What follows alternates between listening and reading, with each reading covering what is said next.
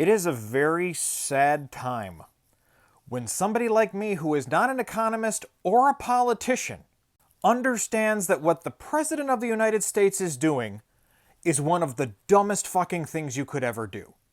Because Trump just announced his retaliatory tariffs that he said was going to affect all nations. We finally now know what that means.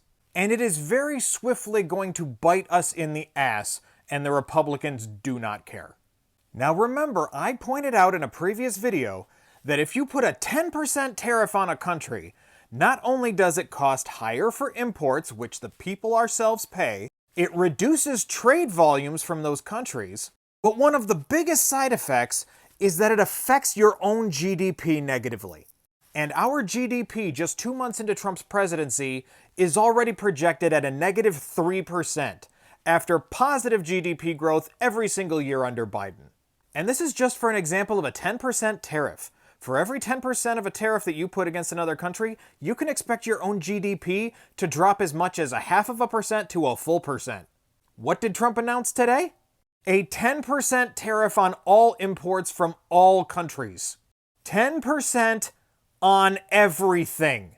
And the MAGA seem to think this is going to make us rich, when all it's going to do is very quickly tank our GDP into the fucking ground.